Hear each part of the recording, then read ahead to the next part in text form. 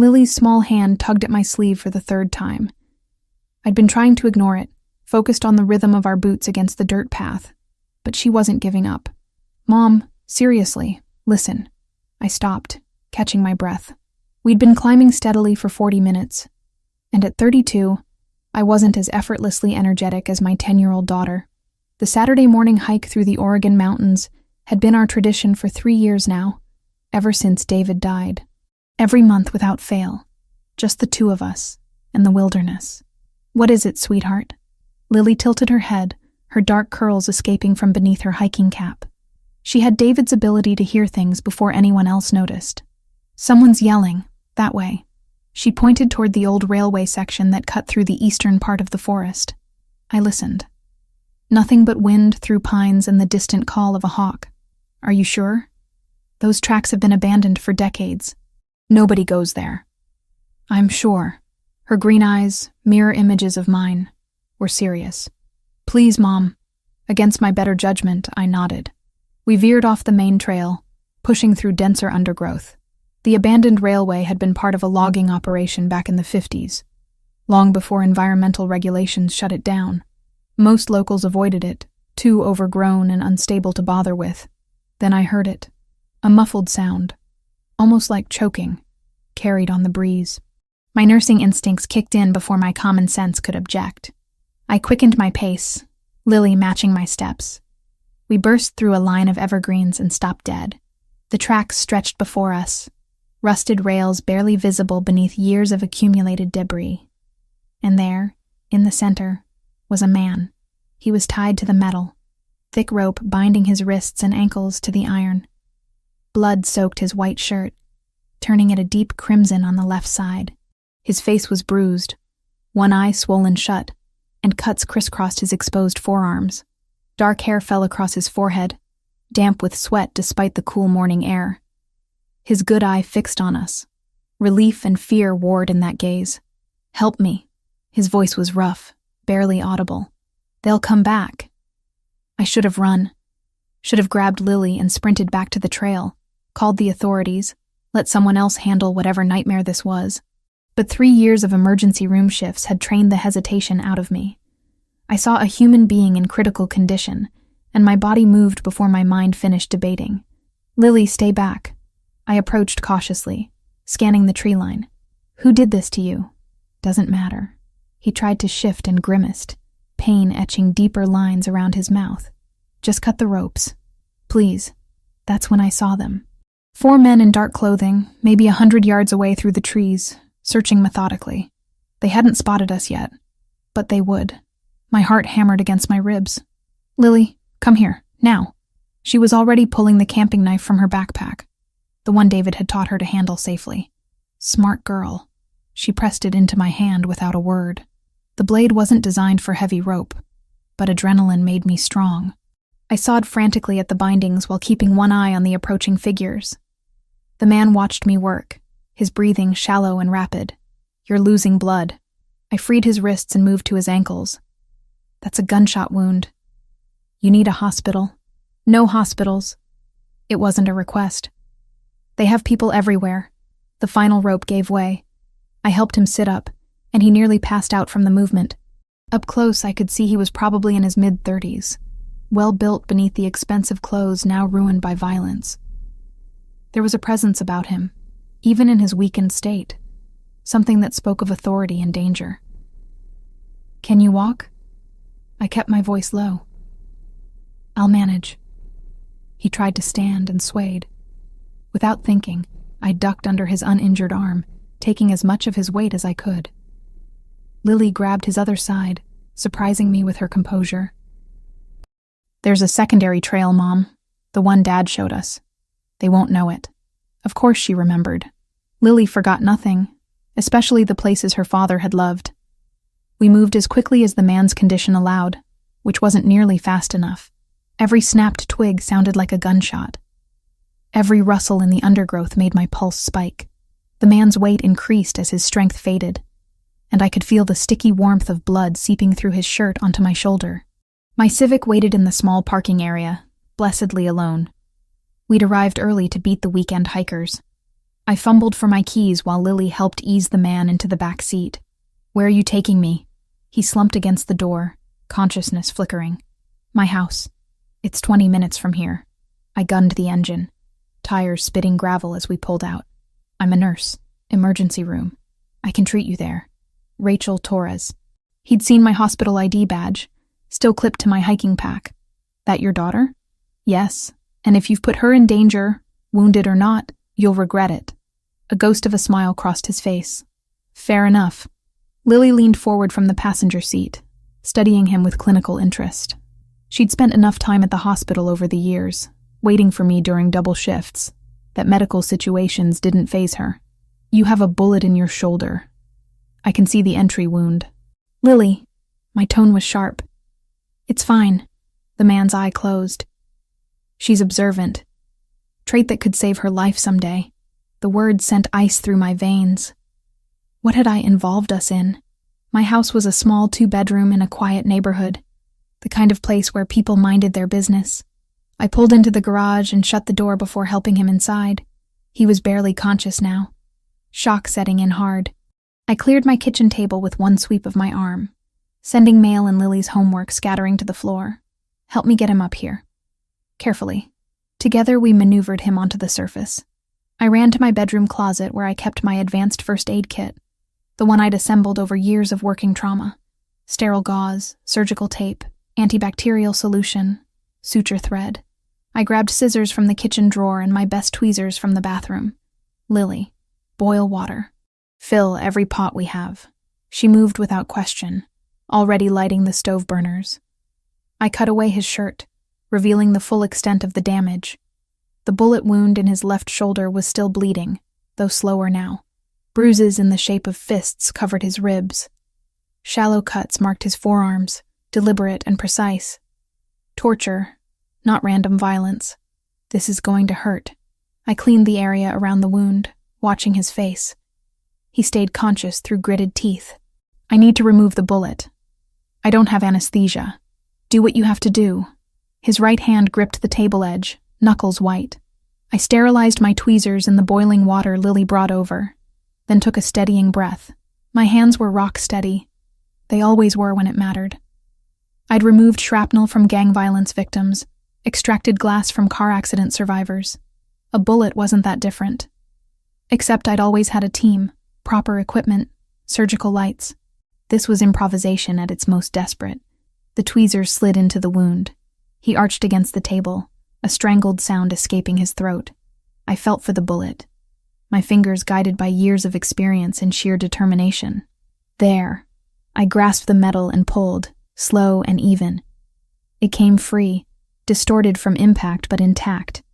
I dropped it into a bowl and immediately packed the wound with sterile gauze. "Lily, hand me that dental floss." It wasn't ideal, but I'd sterilized it in boiling water. It would hold until proper stitches could be done if we ever made it that far. My daughter passed me the thread without hesitation, then positioned herself to hand me gauze as I needed it. She'd watched me work before during her visits to the ER, absorbing procedures through observation. Now that strange education was paying off. I sutured the wound closed with practiced efficiency, each stitch precise despite my racing heart. The man had stopped making sounds, jaw locked against the pain. Sweat soaked his dark hair, dripped down his temples. When I finished, I wrapped his shoulder properly and checked his other injuries. The cuts were clean, already starting to clot. The bruises would take weeks to fade, but weren't life-threatening. He opened his eye, focused on me with surprising clarity. "You just saved my life. Don't thank me yet. I still might call the police." I was washing blood from my hands when I said it. "You won't." His certainty irritated me. "And why not?" "Because you saw those men. You know this isn't normal." He shifted slightly, testing his mobility. "And because you brought me here instead of a hospital. Your instincts are better than you think, Rachel Torres." "Who are you?" "Adriano Luminari." He said it like it should mean something. It didn't. "I need to make a call. May I use your phone?" Every rational part of my brain screamed to refuse. Instead, I handed him my cell. He dialed from memory, spoke rapid Italian too quiet for me to catch, then ended the call. "They'll be here in 40 minutes. You and your daughter need to come with us when they arrive. Absolutely not. Lily has school Monday. I have work. And we don't go anywhere with strangers who show up tied to train tracks. Those men who were hunting me? His gaze held mine. They'll have seen your car leaving. Small town like this, it won't take them long to find your address. By tonight, they'll know exactly where you live. My blood turned cold. You're lying, trying to scare me into helping you. I wish I was. There was genuine regret in his voice. I'm sorry. This isn't the thanks you deserve for saving my life. But those men are Russian mob, and they don't leave loose ends. You and Lily became loose ends the moment you cut those ropes. Lily's hand found mine. I pulled her close, my mind racing through options that all led to the same conclusion. We were already involved, whether I liked it or not. 37 minutes after Adriano made his call, I heard the vehicles. 3 black SUVs pulled up to my curb in perfect formation, drawing my neighbor's curtains aside like dominoes. Mrs. Chen would have questions later. If there was a later. Lily pressed against the window. Mom, they're here. 6 men emerged, moving with military precision. The one who reached my door first was older, maybe mid-40s, with silver threading through dark hair and eyes that cataloged everything. He knocked twice, sharp and efficient. I opened it before he could knock again. Inside, quickly. They filed in without hesitation. The older man's gaze went straight to Adriano, still on my kitchen table. Relief flickered across his hardened features. Sergio. Adriano's voice was stronger than an hour ago. About time. Traffic. Sergio moved to his side, examining the bandaged shoulder with practiced efficiency. You look like hell. Feel worse. This is Rachel Torres. She pulled me off those tracks and patched me up. Her daughter Lily helped. Sergio's attention shifted to us, his expression softening slightly. You saved his life. We won't forget that. A woman in her 50s pushed through, medical bag already open. She had the no-nonsense demeanor of someone who'd seen everything twice. Elena Ricci. Let me see what we're working with. She peeled back my bandaging with careful fingers, studying the sutures I'd placed. Her eyebrows rose. Emergency room nurse? Yes. This is exceptional work under the circumstances. You probably added 10 years to his life. She looked at me directly. Thank you. While Elena assessed Adriano, I grabbed Lily's hand and pulled her into the hallway. My voice dropped to a whisper. Go pack a bag. Clothes for 3 days. Your tablet, Mr. Bear. Nothing else. We're really going with them? We don't have a choice right now, sweetheart. I need you to trust me. She nodded and disappeared into her room. I ducked into mine, throwing clothes into my old duffel without thought. Scrubs, jeans, sweaters. My hands shook as I grabbed toiletries from the bathroom. In the kitchen, Sergio had his phone out, swiping through images. He approached as I returned. Mrs. Torres, I need to show you something. The first photo showed my Civic, clear as daylight, exiting the forest access road. Timestamp, 10:47 a.m. The second showed my license plate in perfect focus. The third was a screenshot from what looked like DMV records, my address highlighted. Traffic cameras along Highway 26, Sergio explained. The Russians have people monitoring them. They identified your vehicle approximately 90 minutes ago. We estimate they'll have your home address within 6 hours, probably less. Ice settled in my stomach. You're serious. Deadly serious. Franco Sassolini, Adriano's former advisor, sold him out to the Solntsevskaya Bratva, Russian organized crime. They're not known for mercy, and they don't leave witnesses. I looked at my daughter's artwork on the refrigerator, the photos lining the hallway. 3 years of rebuilding after David's death, of creating safety and normalcy. Gone in one morning. How long would we need to be gone? That depends on how quickly we resolve the situation. Sergio's tone was diplomatic but firm. Days at minimum. Possibly longer. Elena finished wrapping fresh bandages around Adriano's shoulder. He needs rest and monitoring. The wound site looks good, but infection is still a risk. Then let's move. Adriano swung his legs off the table, grimacing but upright. 2 guards flanked him immediately. Rachel, Lily, we leave now. Wait. I held up a hand. My job. Lily's school. We can't just disappear. You can't stay here either. Adriano met my gaze. I'm sorry. This isn't what you signed up for when you helped me. Lily emerged with her backpack, looking smaller than her 10 years. I made a decision. Give me 2 minutes. In the bathroom, I dialed Mercy General's main line, then the extension for ER administration. It went to voicemail after hours. Perfect. Susan, this is Rachel Torres. I have a family emergency I need to handle. I'm requesting immediate medical leave. 2 weeks minimum. I'll submit the formal paperwork as soon as possible. I'm sorry for the short notice. I ended the call, my reflection staring back from the mirror. Pale, frightened, but resolute. Whatever came next, I'd face it. For Lily, the convoy moved through the city with purpose, but not urgency. I sat in the back of the middle SUV with Lily pressed against my side. Adriano occupied the front passenger seat, Sergio driving. The other vehicles bracketed us fore and aft. Where exactly are we going? I kept my voice level. My primary residence, 20 acres, secured perimeter, outside city limits. Adriano shifted carefully. You'll be safe there. Safe from Russians. Not necessarily safe from you. A sound that might have been a laugh. Fair point. But if I wanted to harm you, Mrs. Torres, there were easier opportunities than saving your life. Lily spoke up suddenly. Are you a criminal? The car went silent. Sergio's eyes flicked to the rearview mirror. Adriano turned as much as his injuries allowed. Yes, he said simply. I run business operations that aren't entirely legal. Does that scare you? A little. She considered. But you haven't hurt us. And those men in the forest would have. Smart girl. There was approval in his tone. The world isn't as simple as good and bad. Sometimes it's about choosing the lesser danger. We drove for 40 minutes, leaving urban sprawl behind for forested hills. A gate appeared, wrought iron and serious, flanked by stone pillars. It opened silently as we approached.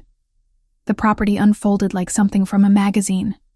Manicured grounds, mature trees providing privacy, and at the center, a house that managed to be both modern and elegant. Glass and stone blending seamlessly, all clean lines and understated wealth. Holy cow, Lily whispered. The SUVs pulled into a circular drive. More men waited, at least a dozen, all armed but discreet about it. They formed a perimeter as we exited. A woman in her 60s descended the front steps, her posture military straight despite her age. She wore simple but expensive clothes, her salt and pepper hair in an elegant twist. Rosa. Adriano's greeting was warm. We have guests. I've prepared the East Wing. Her accent was thick, Italian perhaps. She studied Lily and me with sharp eyes. Welcome to Casa Luminari. Inside was exactly what I expected. Soaring ceilings, museum-quality art, furniture that cost more than I made in a year. But it felt lived in, not sterile. Books on tables, a throw blanket draped over a chair. Someone's home, not just a showpiece. Rosa led us up a sweeping staircase. Mr. Luminari thought you would prefer rooms together but separate.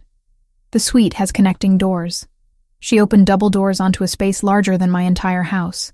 A sitting area with plush sofas, a bedroom with a king bed, and through an archway, a second, smaller bedroom. The little one's room. Rosa smiled at Lily. There are clothes in the wardrobes that should fit. Dinner is at 8, but for tonight we can bring something up if you prefer. I found my voice. We'll be fine. Thank you. When the door closed, I sat heavily on the sofa. Lily explored with cautious excitement, opening doors to reveal a bathroom with marble everywhere and a closet filled with designer clothes in our sizes. Mom, how did they have all this ready? Money and planning. I rubbed my temples. Lily, come here. She sat beside me, still clutching her backpack. I took her hands. I need you to understand something. These people, what they do, it's not legal, it's dangerous. But right now, they're keeping us safe from something worse. The Russians. Yes, we're going to stay here until it's safe to leave, but we're not prisoners. If at any point you feel scared or uncomfortable, you tell me immediately. Okay? Okay. She studied my face. Are you scared? Terrified. But I'm not going to let anything happen to you. That's a promise. At 8 o'clock, we descended to the dining room. Adriano waited, freshly showered and dressed in dark slacks and a button-down shirt. His injured arm rested in a professional sling. He looked remarkably composed for a man who'd been tied to train tracks that morning. "Join me." He gestured to the table set for 3. I thought Lily might prefer eating with us rather than alone. Dinner was surreal. Pasta that melted on the tongue, fresh bread, wine for me, and juice for Lily. Adriano asked her about school, her interests, treating her like an equal rather than a child. But beneath the civility, I couldn't forget. This man commanded the armed guards outside. The wealth surrounding us came from illegal operations. And somewhere in the city, Russians were hunting for us. "What happens tomorrow?" I asked as dessert was cleared. "Tomorrow we plan." Adriano's expression hardened. "Franco needs to answer for his betrayal. The Russians need to understand you're under my protection. And you need to decide how much you want to know about my world. I already know enough." "No, Rachel. You've seen the surface. But if you're going to be here, truly safe, you need to understand the depth of what I do." He paused. "And why certain rules exist that can't be broken." Later, after Lily fell asleep in the adjoining room, I stood at the window overlooking the grounds. Security lights illuminated the perimeter. Men patrolled in pairs. This was real. The danger, the protection, all of it. I'd saved a criminal's life this morning. Now I was living in his fortress, eating at his table, trusting him to keep my daughter safe. The question that kept me awake wasn't whether I'd made the right choice. I'd made the only choice available. The question was how much it would cost me before this was over. Sunday morning arrived with pale sunlight filtering through curtains that probably cost more than my monthly salary. I caught myself starting to calculate, then stopped. That kind of thinking wouldn't help. Lily was already awake, sitting cross-legged on her bed with her tablet, earbuds in. I knocked softly on the doorframe. She looked up and pulled out one earbud. "Morning. I set up the online portal for your schoolwork. Mrs. Henderson emailed the assignments." "Thanks, Mom." She hesitated. "Are we going home soon?" "I don't know yet, sweetheart. But we'll figure it out together." The next 3 days fell into an unexpected rhythm. Rosa appeared each morning with breakfast, always perfectly timed. Lily completed her schoolwork at the desk in her room, while I tried to maintain some semblance of normalcy. We explored the grounds under watchful eyes, walked the perimeter paths, discovered a stable with 3 horses that Lily immediately fell in love with. But normal was a thin veneer.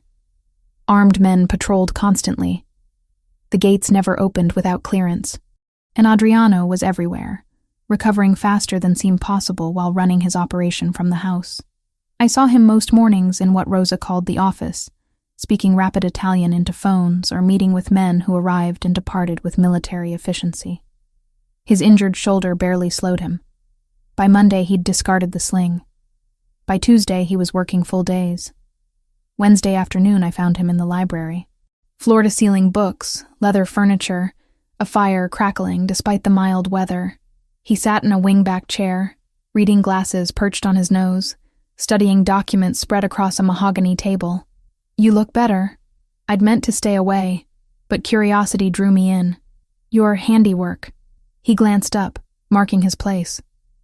"Elena said another week, and I might have lost the arm to infection. You saved more than my life that morning.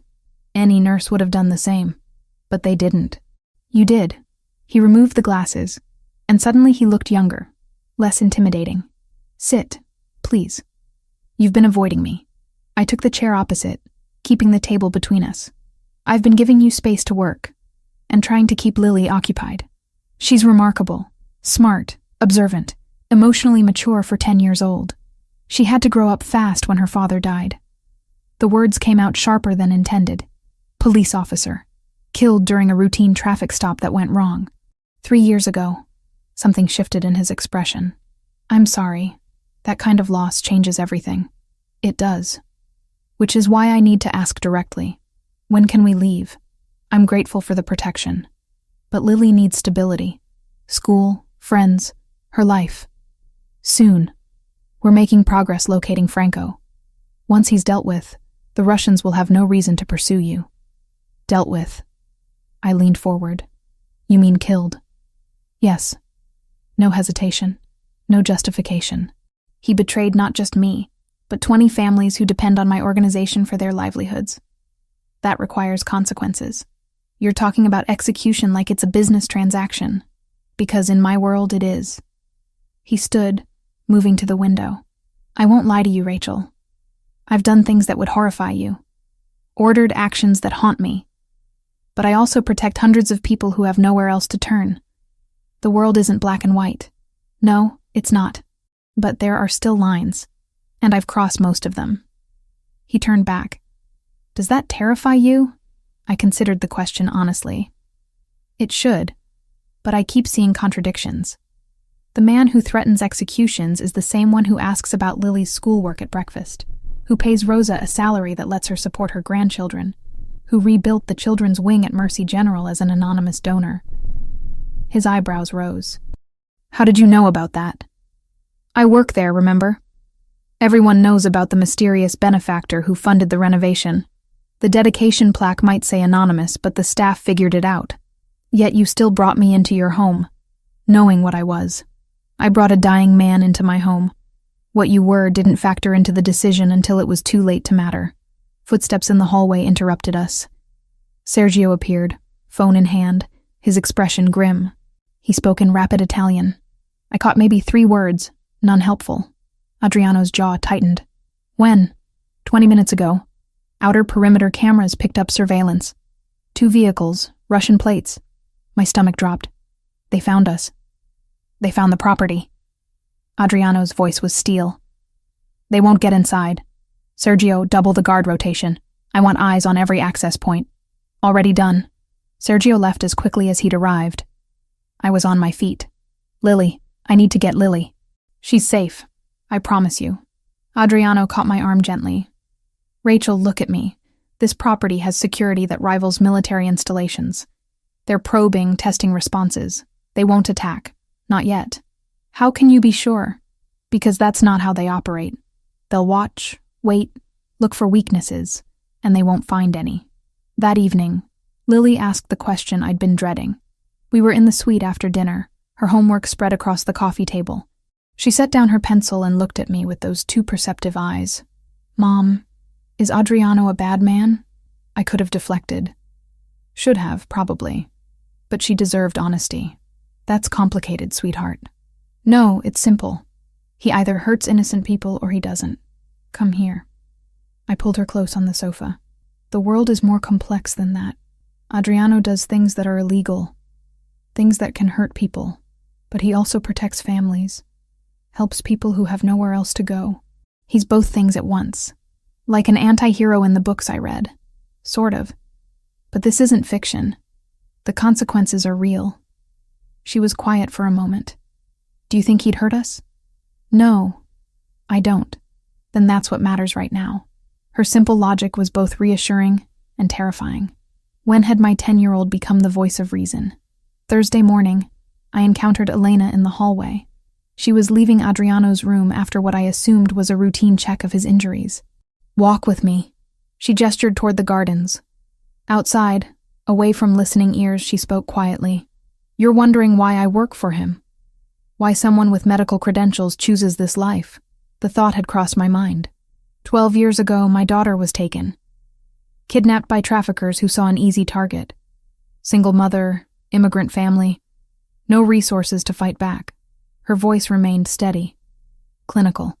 The police tried, but these men had connections. Money. They disappeared across state lines before the investigation even began. I'm so sorry. Adriano found them in 4 days. He brought Elena home unharmed and ensured those men would never hurt another child. He didn't ask for payment, didn't expect gratitude.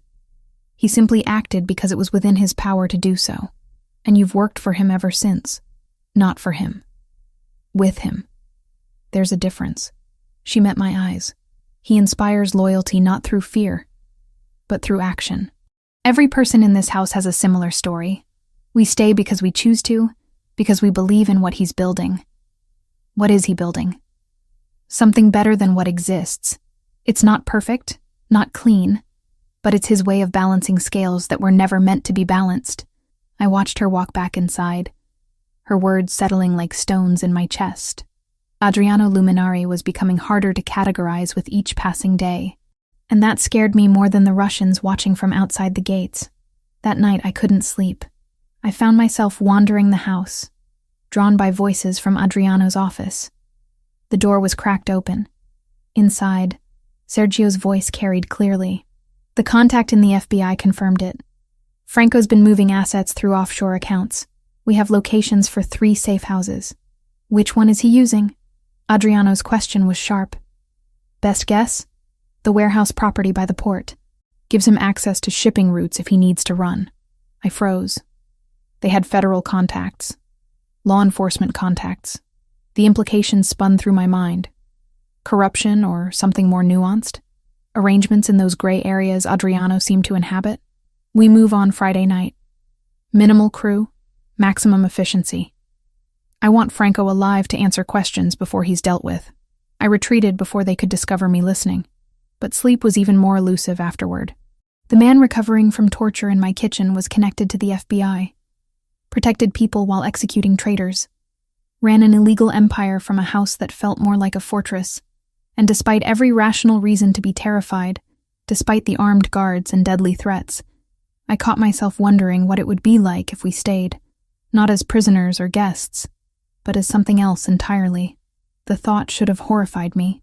Instead, it kept me awake until dawn, imagining possibilities I had no right to consider. The explosion shattered my sleep at 2:43 a.m. on the 6th day. I bolted upright, heart hammering, disoriented. Another boom, closer this time. Lily's scream cut through the chaos. I ran to her room. She was sitting up in bed, eyes wide with terror. Before I could reach her, the door burst open. Not an intruder, Rosa, moving with surprising speed for her age. "Come, now!" She grabbed Lily's hand in mine. "Panic room, go." Gunfire erupted outside. Not the sharp cracks from movies, but deeper, percussive sounds that made my bones vibrate. Rosa led us down the hallway at a run, bare feet silent on marble floors. She pressed her palm against what looked like ordinary wall paneling. It slid back, revealing a steel door and a keypad. Her fingers flew across the numbers. The door opened with a hydraulic hiss. "Inside. Lock it behind me. Don't open for anyone except Adriano or Sergio. They have the code. You're not coming?" Lily's voice was small, terrified. "I have others to secure. You'll be safe here, I promise." The room beyond was windowless, maybe 12 feet square. Reinforced walls, emergency supplies stacked on shelves, monitors showing different angles of the property. On the screens, I could see muzzle flashes in the darkness, figures moving through shadows. The door sealed behind us with a final terrible click. Lily threw herself against me, shaking. I wrapped both arms around her, fighting my own terror to be what she needed. "It's okay. We're safe. We're safe." On the monitors, I watched the battle unfold. Adriano's men moved with coordinated precision, falling back to defensive positions around the main house. The attackers pressed forward, maybe 8 or 10 of them, hard to count in the darkness and confusion. Then I saw him. Adriano, emerging from the house despite his still healing shoulder, directing his men with hand signals. He was wearing tactical gear, moving like someone who'd done this 1,000 times before. "Mom, look." Lily pointed to the screen showing the eastern perimeter. 2 men had broken through, racing toward the house. Before they could reach it, they went down under a hail of gunfire from guards I hadn't even seen positioned in the trees. The assault lasted maybe 10 minutes, though it felt like hours. When the gunfire finally stopped, the silence was worse. I stared at the monitors, counting bodies on the ground. All attackers, as far as I could tell. None of Adriano's men had fallen. Footsteps approached our door. I pushed Lily behind me, grabbing the only weapon available, a fire extinguisher from the emergency supplies. The keypad beeped. I raised the extinguisher. The door opened. Adriano stood there, blood spattered across his tactical vest, eyes scanning the room until they found us. Something in his expression shifted when he saw we were unharmed. "Are you hurt?" He stepped inside, moving toward us. "We're fine. Are you?" I could see scrapes on his knuckles, a cut above his eyebrow. Nothing serious. He crouched down to Lily's level. You were very brave. I know that was scary. To my shock, Lily lunged forward and wrapped her arms around his neck. He froze for a heartbeat, then carefully returned the embrace, one hand cradling the back of her head. I thought they'd get in, she whispered against his shoulder. I thought they'd hurt you. Nothing is getting through those walls. And I'm not that easy to hurt. He pulled back, meeting her eyes. You're safe here. That's a promise I intend to keep. She nodded, wiping tears with her sleeve. Adriano stood, his attention shifting to me. The Russians? I managed. Repelled. 3 dead. 5 retreated. None of our people were seriously injured. His jaw tightened. This was a probing attack. They wanted to test our response time, our capabilities. Now they know. And what will they do with that information? Probably nothing for now. They lost men and gained nothing. But it means the situation is escalating. Franco must be more desperate than I thought. The next morning, the property was a hive of activity. Additional guards arrived in waves. Contractors reinforced the perimeter. Adriano spent hours with Sergio and his security team, reorganizing defensive positions. I watched from the library window, Lily beside me. She was quiet, processing what had happened. I didn't push her to talk about it. Some things needed time to settle. Mrs. Torres, a young guard I hadn't met before, approached. Mr. Luminari requests your presence in the East Garden. I found Adriano there, supervising as men installed additional camera equipment. When he saw me, he dismissed them with a gesture. I wanted to apologize. He looked exhausted, dark circles under his eyes. You came here for protection. Instead, you experienced combat. You said there would be danger. You weren't lying. I crossed my arms. But Lily is traumatized. She's putting on a brave face, but she's 10 years old. She shouldn't have to be brave about gunfights. You're right. She shouldn't. He ran a hand through his hair. I'm doubling security. This won't happen again. You can't promise that. No, but I can make it significantly less likely. He studied me. You're angry. I'm terrified. And I'm feeling helpless, which makes me angry. The admission surprised me. I'm used to being useful. In the ER, I have skills, purpose. Here, I'm just waiting to see what happens next. Something shifted in his expression. What if you could be useful? How? My men need better medical training. Basic trauma care, triage protocols. We have Elena, but she can't be everywhere. If you're willing, I'd like you to train my security team. I'd expected many things. Not this. You want me to teach your people how to save lives while they're busy taking them? I want them to have every advantage when violence finds them. Which it will, repeatedly. His voice was steady. You don't have to decide now, but think about it. I did think about it. All day, while Lily worked on her lessons and I tried to read. That evening, I found Adriano in his office. I'll do it. Train your men. I stood in the doorway, arms crossed. But I need you to understand something. I'm doing this so they can help each other, protect each other. Not because I approve of what you do. Understood. Thank you. And I want to know more. About your world, the rules, all of it. If Lily and I are here, if we're involved, I need to understand the full picture. That's fair. Ask whatever you want. Elena told me a story about her daughter. Is that true? Yes. Every word. How many people have you helped like that? He leaned back in his chair. I stopped counting years ago. Dozens, maybe hundreds. It started with one. My sister. She was killed by traffickers when I was 19. Police couldn't touch the men responsible. They had connections, money, protection. So I learned to operate outside those systems. And you became what you fought against. In some ways, yes. I hurt people. I've ordered deaths. But I also built something that protects families who have nowhere else to turn. He held my gaze. I'm not asking you to forgive what I do, just to see it clearly. Over the following days, I conducted training sessions in the estate's converted gym. 20 men at a time, learning to pack wounds, apply tourniquets, recognize shock. They were attentive students, these criminals and enforcers. They asked good questions, took notes, Sergio attended every session, his presence ensuring everyone took it seriously. Afterward, he approached me. "You're good at this. Clear, patient. The men respect you. They respect Adriano. I'm just the messenger." "No, you earned it yourself." He paused. "He's different around you. Lighter somehow. I've known him 15 years. I've never seen that before. I didn't know what to say to that, so I said nothing. That night, I found Elena in the kitchen, brewing tea. She poured a second cup without asking and gestured for me to sit. "You're adjusting well. Better than most would in your position. I'm good at adapting. Survival skill from the ER. It's more than that. You're not intimidated by Adriano. Most people are, even his own men." She smiled slightly. "It's refreshing. Should I be intimidated?" "Probably, but I'm glad you're not." She sipped her tea. "He needs someone who sees him, not just what he represents. Someone who challenges him. I'm not trying to be anything to him. I'm just trying to keep my daughter safe. Of course, but sometimes we become things we didn't plan on. That's not always a bad thing." I left her words hanging in the air, unexamined.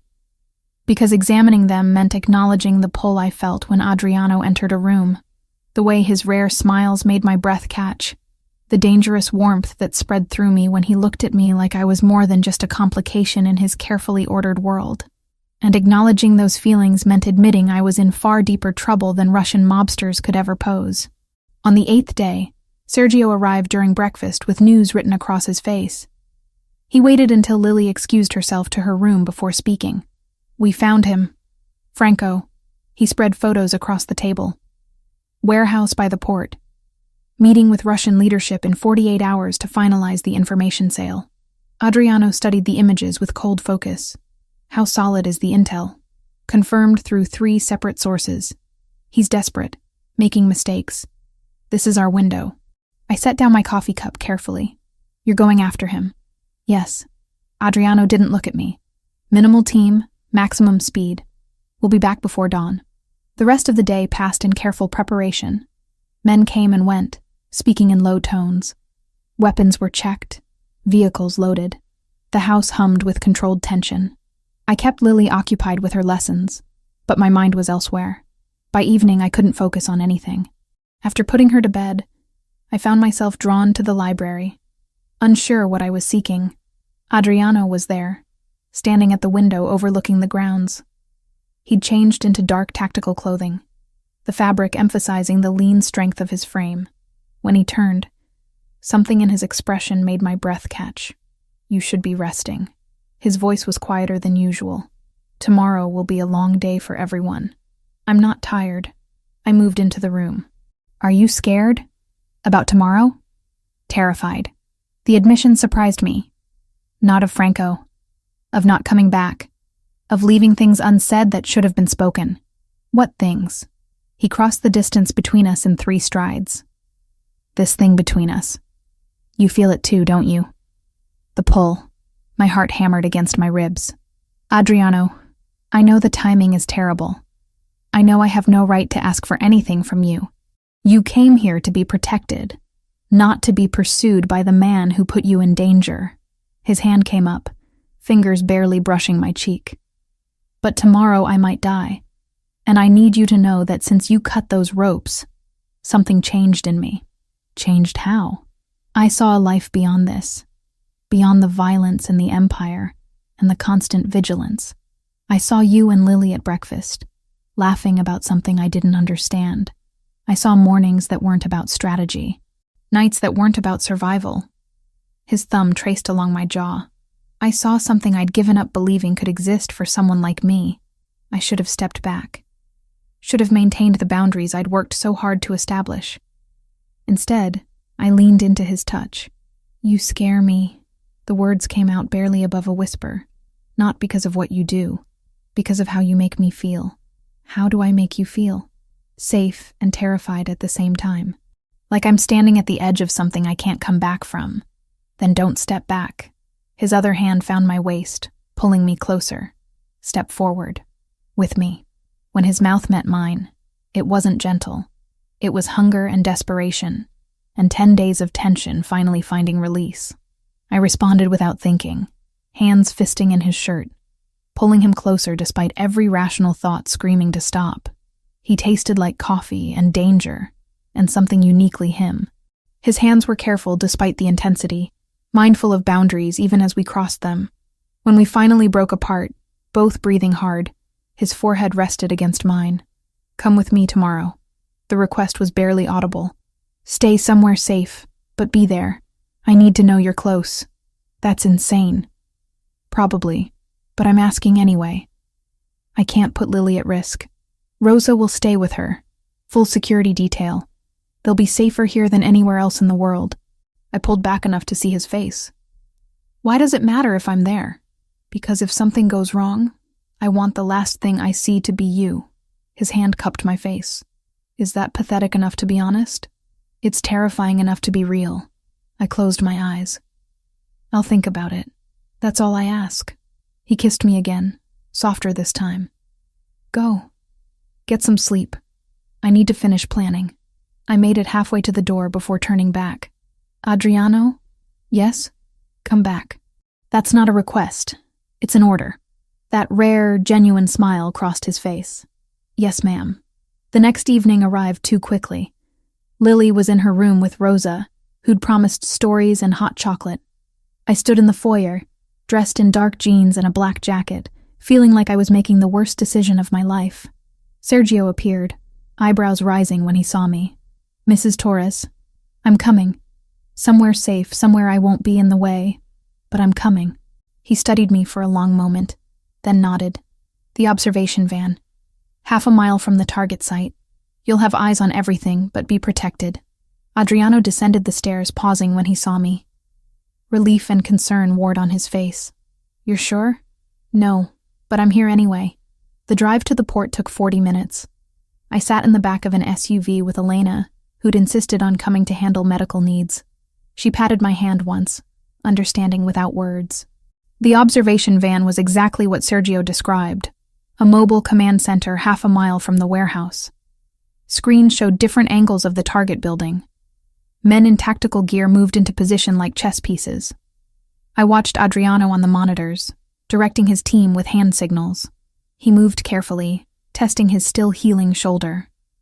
The tactical vest he wore probably hid considerable discomfort. Watching him, I could see the slight hesitation when he raised his left arm, the way he favored his right side. He'd pushed his recovery, driven by necessity. 10 days wasn't enough time to heal completely, but he'd taken enough pain medication to function. I'd seen the prescription bottles in his bathroom. Industrial-strength anti-inflammatories and muscle relaxants. The assault began precisely at midnight. Adriano's team breached the warehouse through 3 entry points simultaneously. On the monitors, I watched chaos unfold in night vision green. Men scattering, weapons firing, bodies dropping. Franco was in the center office when they reached him. He tried to run. Didn't make it 10 feet before Sergio tackled him to the ground. The Russians fought harder. 2 of Adriano's men went down with injuries. Elena grabbed her medical bag, ready to move if called. But the tide turned quickly. Within 7 minutes, it was over. Then I saw him. A Russian guard Adriano hadn't seen, emerging from behind shipping containers. The knife caught Adriano in the side before anyone could react. He spun, bringing his weapon around, taking the man down. But I'd seen the blood. "Elena." My voice didn't sound like my own. She was already moving. "Sergio, Adriano's hit. Blade wound, left side. We need immediate extraction." 20 minutes later, they brought him to the van. He was conscious, hand pressed against his ribs, blood seeping between his fingers. His eyes found mine immediately. "You're here." He sounded surprised, like he'd forgotten I'd come. "I'm here. Sit. Let me see it." I pulled on gloves, years of ER training taking over. Elena had the medical kit open, instruments ready. The cut was deep, maybe 4 inches long, running along his lower ribs. It had missed anything vital, but the blood loss was significant. I cleaned the area quickly while Elena prepped sutures. "You should see the other guy," Adriano said through gritted teeth. I did, on the monitors. I pressed gauze against the wound. "You moved too slow. The shoulder's still weak. Noticed that, did you?" I notice everything about you. It's becoming a problem. I took the needle from Elena. This is going to hurt. Can't hurt worse than watching you watch me get stabbed. His good hand found mine briefly. Thank you for being here. I worked in silence, placing each suture with care. His breathing stayed controlled despite the pain. When I finished, Elena wrapped the area with professional efficiency. Franco? Adriano asked Sergio, who stood nearby. Secured, awaiting your questions.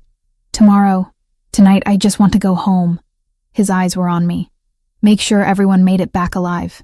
2 injuries, neither critical. Everyone's accounted for. The ride back was quieter. Adriano sat beside me, his hand finding mine in the darkness. He didn't let go until we reached the estate. Lily was asleep when we arrived. Rosa met us in the foyer, taking in Adriano's condition with a single glance. I've prepared the medical suite. Elena, everything you need is there. Thank you, Rosa.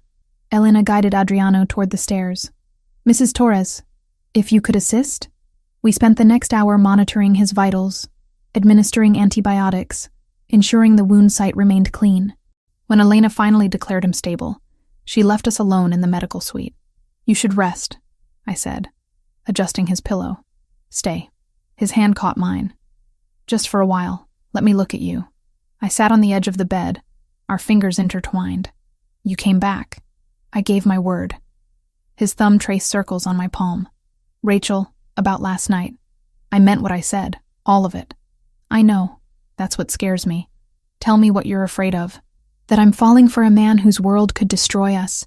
That Lily will get attached and then lose another father figure. That I'm being selfish, choosing what I want over what's safe. Those are all valid fears. He shifted slightly, wincing. But consider this. Safety is an illusion. Your husband was a police officer doing his job, and he died anyway. Sometimes the dangerous choice is the honest one. That's a terrible argument. I know, but it's true. He pulled me closer. I can't promise you safety. I can promise you honesty, protection for Lily, and that every day I wake up, I'll try to be worthy of what you've given me. I leaned down, kissing him softly. That might be enough. Yeah? Ask me again tomorrow, when you're not high on pain medication, and I've had time to think. Fair enough. His eyes drifted closed. But Rachel? Tomorrow my answer will be the same. And the day after. And every day until you tell me to stop. I stayed until his breathing evened out in sleep, then slipped from the room. Outside, the sun was rising, painting the grounds in gold and pink. Everything had changed in the space of a kiss and a knife wound. I didn't know if I was making the right choice. But for the first time since David died, I was making a choice at all, and that felt like progress. The morning after the warehouse raid, I woke to sunlight streaming through unfamiliar windows. For a moment, I forgot where I was. Then memory returned in a rush. Adriano's kiss, the knife wound, the way he'd looked at me while I sutured his side. Elena had declared him stable by dawn. The wound was clean, no signs of infection. He'd heal, though he'd carry another scar to add to his collection. I found him in his office 3 days later, paperwork spread across the desk. He looked up when I entered, a genuine smile crossing his face. Franco talked before he died. No preamble, just facts.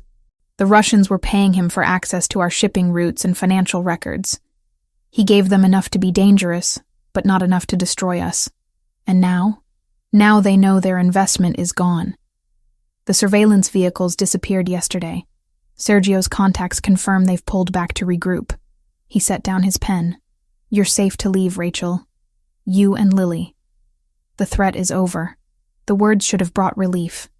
Instead, they settled like stones in my chest. Oh, I've arranged for a secure house if you want it. New neighborhood, different name, full security, or I can have your old place monitored discreetly. He stood, moving around the desk. Whatever you choose, you'll be protected. That's generous. It's the least I can do. He stopped a few feet away, respecting the distance. But there's a third option, which is, stay here. Not as my prisoner or my guest, as someone exploring what this could be between us. My phone rang before I could respond. The hospital's main line. I answered, stepping into the hallway. Rachel, It's Susan from ER Admin. Got your message about the family emergency. Everything okay? I'd forgotten about that voicemail, left in panic nearly 2 weeks ago. Yes, things are settling down. I should be able to return soon. Take your time. We hired a temp to cover, so there's no rush. Your position is secure whenever you're ready. Just keep me posted, okay? I will. Thank you, Susan. I ended the call, staring at the phone in my hand. My job was waiting. My life, such as it was, remained intact. I could walk away from this, from him, from everything that had happened in these strange, intense weeks. I found Lily in the library, curled up with one of the horse's therapy books Rosa had found for her. She looked up when I sat beside her. We can go home soon. The danger is over. Her expression didn't change. Do you want to go home? I'm asking what you want, sweetheart. She closed the book carefully, thinking. At 10, she was too perceptive for easy answers. I like it here. Rosa makes the best pancakes and Adriano taught me Italian words. And the horses are nice. She paused. But I miss my room, my friends, normal things. What if we could have both? Normal things, but here. Is that even possible? Good question. I don't know. But I'm considering finding out. That evening, I sought out Adriano in the gardens. He stood by the fountain, watching water cascade over stone. When he heard my footsteps, he turned. I spoke with Lily. I stopped beside him. And with myself, for that matter. About what comes next. What did you decide? I'm terrified of you, of what you represent, what you do. I'm scared of Lily getting hurt, of me making choices based on loneliness instead of reality. The words came faster now. I'm afraid I'm confusing gratitude with something deeper. That I'm romanticizing danger because my life before was safe and empty. Those are valid concerns. But I'm also afraid of walking away. Of never knowing what this could become. I met his gaze. You've been honest about your world. Now I need honesty about this. What do you want from me? Everything. No hesitation. Your trust, your time, your heart if you're willing to give it. I want mornings where you're the first thing I see. I want Lily's laughter filling these rooms. I want to deserve you, Rachel, even though I probably never will. I can't promise forever. Not yet. I'm not asking for forever. Just today. And if today goes well, tomorrow. I stepped closer. Then here's what I need. Transparency about your business. Not every detail, but honesty about the dangerous parts. Lily comes first, always. And I need purpose. I can't just be the woman you're with. I need to contribute something meaningful. Done. All of it. He cupped my face. What else? Time. To figure out if this is real or just adrenaline and circumstances. How much time? I don't know. Weeks, months, however long it takes to be sure. He kissed me then, soft and sure. I'll take whatever you're willing to give. The next morning, I called Susan back. I need to extend my leave, another few weeks, maybe more. It's complicated. Take what you need. Your job will be here. Lily adapted with the resilience of children. She continued her online classes but started writing lessons with the stable master. Rosa taught her to make pasta from scratch. Sergio's teenage daughter visited on weekends, giving Lily someone closer to her age. But I insisted on normalcy too. We drove into town for ice cream, visited the library, went to the park. Always with security, discreet but present. Lily accepted it as the new normal. Adriano and I fell into a rhythm. Morning coffee together, stolen moments between his meetings and my training sessions with his security team. He showed me his business ledgers, the legitimate operations, the gray areas, even the illegal ones. No lies, no omissions. This is who I am, he said one night. Financial reports spread between us. I'm working toward legality, but it'll take years, maybe a decade. Some things I do will always exist in shadows. I know. I'm choosing you anyway. I traced the scar on his shoulder, the one I'd sutured in my kitchen a lifetime ago. For now, at least. For now is enough. 2 weeks after Franco's death, I watched Adriano with Lily in the stable. He was teaching her to brush the horses properly, patient and gentle. She laughed at something he said, the sound carrying across the yard. Elena appeared at my elbow. You're staring. I'm observing. There's a difference. You've decided to stay, temporarily, to see if this works outside of crisis mode. And if it does? She studied me with those knowing eyes. What then? Then I'll face that decision when it comes. I watched Adriano lift Lily onto the horse's back, his hands steady and sure. One day at a time. That night, after Lily was asleep, Adriano found me in the library. I'd been trying to read, but the words kept blurring. What are you thinking about? He sat beside me on the sofa. David, my husband, how he'd feel about this. I set down the book. He was a good man. Honorable. He'd probably hate what you do. Probably. Adriano didn't flinch from it. Does that matter? It should. But he also wanted me to be happy. He told me that, at the end. Made me promise not to stay alone forever just because he was gone. I'm not trying to replace him. I know. You couldn't if you tried. You're too different. I turned to face him. But maybe different is what I need now. What we need. He pulled me close, my head resting on his chest. His heartbeat was steady beneath my ear. Stay, he murmured against my hair. For as long as you can. I'm here, aren't I? For now. For now, I agreed. And in that moment, surrounded by books and firelight and the weight of choices I was still learning to own, for now felt like exactly enough. The decision to stay, even temporarily, shifted something fundamental between us. What had been survival became choice. What had been necessity became desire. Over the next week, Adriano and I learned each other in ways that had nothing to do with danger or adrenaline. He liked his coffee black and too strong. I discovered he read philosophy in the mornings before anyone else woke. He learned I was terrible at hiding my emotions, but excellent at compartmentalizing them. We fell into rhythms that felt almost normal. Breakfast together, before he disappeared into his office. Evenings where he'd find me in the library or gardens, stealing moments between his endless responsibilities. But I needed boundaries. Needed to define what this was before it consumed us both. We need to talk. I found him in his study one afternoon. Financial reports spread across the mahogany desk. About how this works if I'm actually staying. He set down his pen immediately, giving me his full attention. I'm listening. Transparency. I need to know what you're doing, not every detail, but the dangerous parts. If there's going to be another warehouse raid, another attack, I need warning. I crossed my arms. I can't protect Lily if I'm operating blind. Agreed. What else? Lily comes first. Always.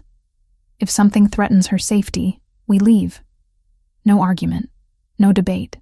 That goes without saying. He stood, moving around the desk. I'd put her safety above my own. You know that.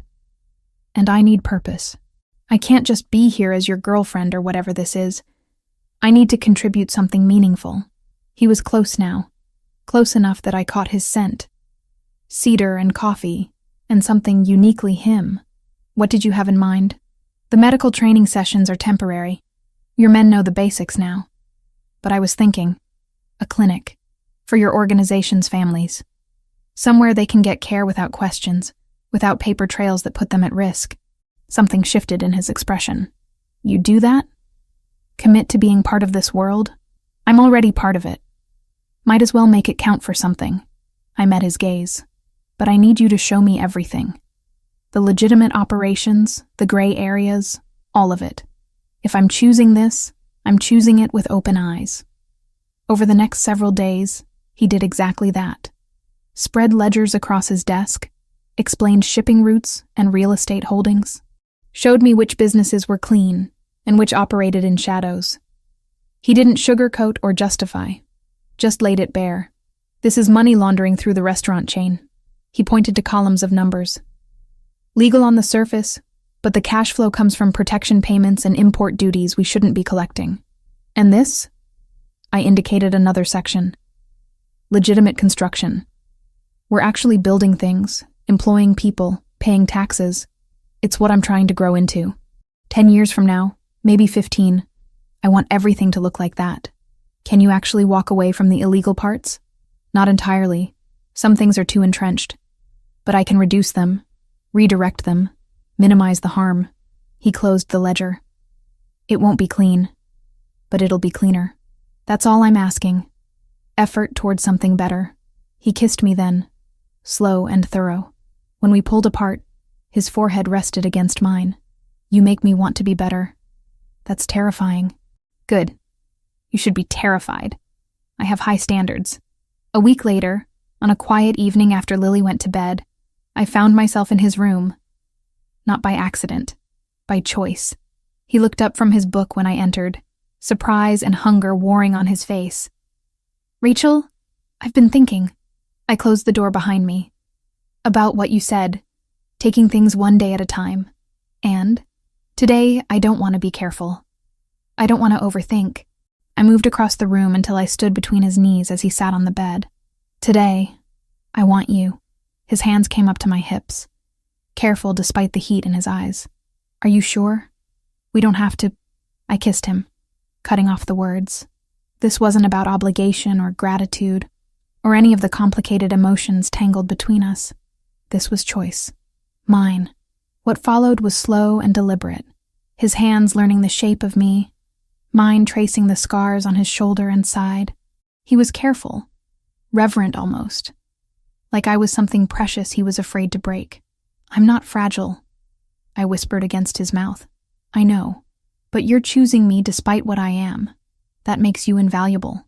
We came together with an intensity that had nothing to do with the danger we'd survived, and everything to do with the connection we'd built in its wake. When I shattered in his arms, his name on my lips, it felt like crossing a line I could never uncross. Later, tangled in his sheets, his fingers traced patterns on my shoulder. Stay here. Tonight. Every night. Lily. We'll understand. Or we'll help her understand. He pressed a kiss to my temple. I want to wake up with you. Fall asleep beside you. All the normal things couples do. We're not a normal couple. No, but we could be our own version of normal. The next morning, Lily found me making coffee in the kitchen. She studied me with those too perceptive eyes, taking in my rumpled appearance and the contentment I couldn't quite hide. You stayed in Adriano's room last night. No judgment in her voice, just observation. I did.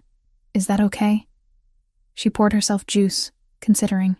Is he your boyfriend now? I think so. If that's all right with you.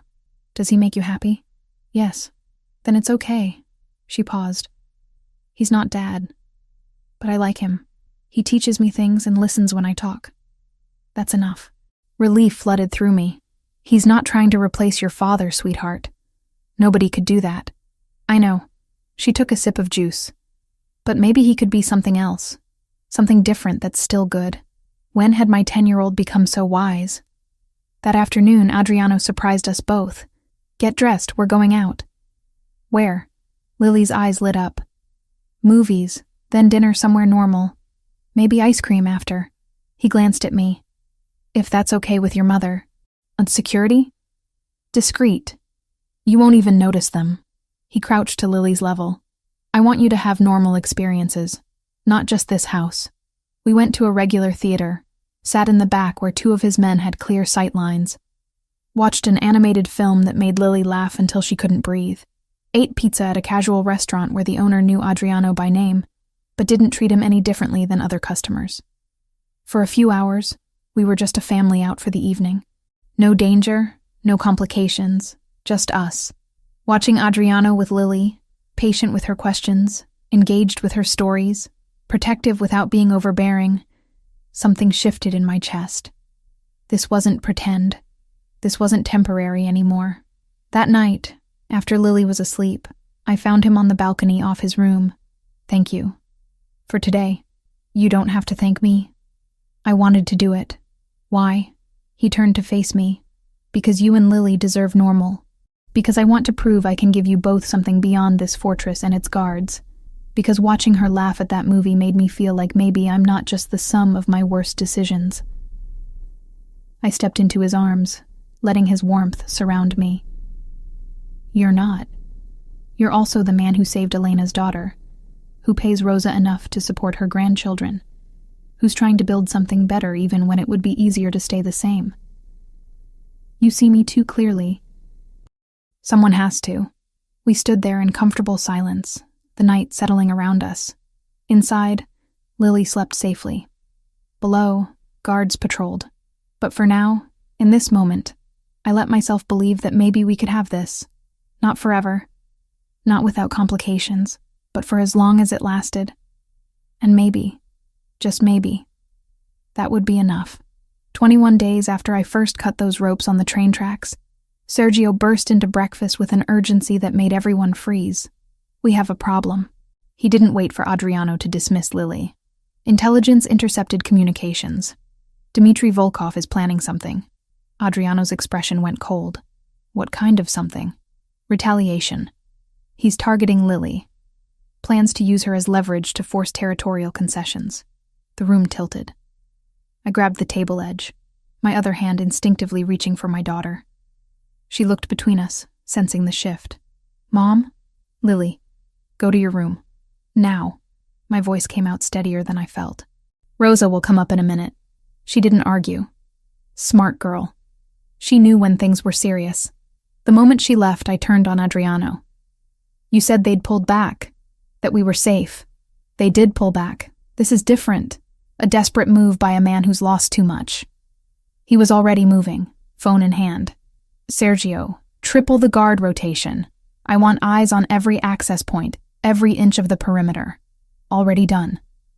But boss, maybe we should consider relocating. No. My voice cut through the room. Both men looked at me. We're not running. We're ending this. Adriano studied me for a long moment. Rachel, you heard Sergio. They're planning to use Lily. That means they'll come for her, which means we can be ready. I straightened. Years of emergency training kicking in. We set a trap. Use their plan against them. That's dangerous. I won't put you and Lily at risk like that. We're already at risk. At least this way we control the variables. I held his gaze. What's the alternative? Hide forever? Move from safe house to safe house until Lily graduates high school? Sergio cleared his throat. She has a point. If we leak false information about a vulnerability, say, Lily being moved to a different property, we could prepare an ambush. Over the next hours, they planned. I insisted on being part of every discussion. Not because I understood tactical operations, but because I needed to know exactly what danger my daughter would face. The information leak happens tonight, Adriano explained, spreading maps across his desk. We make it look like Lily will be at a safe house in the city tomorrow afternoon. Limited security, easy target. But actually, she stays here with Rosa and half our force. The rest of us set the trap at the safe house. And I'm coming with you. I said it as fact, not request. Rachel, I'm a trauma nurse. If anyone gets hurt, you'll need me there. Plus, I need to see this through. I moved closer. Lily is my daughter. I'm not sitting here waiting while you fight for her safety. He searched my face, then nodded. You stay in the command vehicle with Elena. Protected, but present. The next day crawled by. I kept Lily occupied with her lessons, acting as normal as possible. She knew something was happening. Kids always know, but I couldn't tell her. Couldn't add that weight to her shoulders. That afternoon, Rosa took Lily to the stables. Adriano found me packing my medical kit. Are you scared? He leaned against the doorframe, terrified. But I'm also done being afraid. I zipped the bag. These people threatened my daughter. That changes things. You've changed too, since that first morning. He moved into the room. You're stronger than you were. I had to be. Your world doesn't forgive weakness. Our world. He corrected gently. You're part of this now. Have been for a while. The assault happened at dusk. We sat in the surveillance van half a mile from the decoy safe house. Monitors showed Russian vehicles approaching. 3 SUVs, maybe 12 men. They came in fast and aggressive, exactly as predicted. Adriano's team had positioned themselves perfectly. The Russians breached the house to find it empty, except for armed resistance waiting in strategic positions. The fight was brutal, but brief. 8 Russians went down. 4 surrendered. And Dmitry Volkov himself was dragged out in flex cuffs, bleeding from a shoulder wound but alive. Beside me, Elena prepared her medical kit. 2 of Adriano's men had injuries. 1 serious, 1 minor. We treated them on site, my hands steady despite the adrenaline crash. When the immediate danger passed, Sergio brought Dimitri to where Adriano waited. The Russian looked defiant despite his capture. "You should have stayed in your lane, Luminari." Blood dripped from Dimitri's split lip. "This isn't over." "Yes, it is." Adriano's voice was ice. "You threatened a child. My child, in every way that matters." I saw it then, the moment when Adriano would normally give the order, the cold calculation that would end with a bullet. But he glanced at me, standing beside the van, and something shifted. "Sergio, contact our FBI liaison. Tell him we have Dmitry Volkov and evidence of his organization's operations in 3 states. He looked back at the Russian. "You're going to federal prison. Life sentence, no parole. That's a promise I can make good on." Dimitri's eyes widened. "You're arresting me? What kind of mafia boss?" "The kind who's building something better than what came before." Adriano turned away. "Get him out of my sight." In the van, Elena touched my arm. "He did that for you. For Lily." "I know. That's not nothing. Men like Adriano don't break patterns easily." 3 days later, federal agents took custody of Dmitry Volkov. The evidence Adriano provided, financial records, communication intercepts, witness testimony from his own people, guaranteed a conviction. The Russian threat evaporated overnight. That evening, I found Adriano in his study. "Thank you for choosing the path you did. I didn't do it to be thanked. I did it because Lily was watching, metaphorically. Because you were watching. Because maybe I'm tired of being only one thing." He stood, moving to where I waited. "Besides, death would have been too easy for him. Prison is worse. That's still ruthless. I'm not suddenly a saint, Rachel, but I'm trying to be something better than I was." His hands framed my face. "For you, for Lily, for whatever future we're building." 2 weeks after Dimitri's arrest, I made it official. Called Mercy General and resigned. Told them I was relocating, which was true in every way that mattered. Then I opened the clinic. A small facility on the estate grounds, equipped with everything needed for basic medical care. Available to families in Adriano's organization who needed treatment without questions or paper trails. Elena supervised the setup, but it was mine to run. My purpose, my contribution. Not just the girlfriend of a powerful man, but a doctor serving a community that existed in shadows. Lily enrolled in a private school 20 minutes away.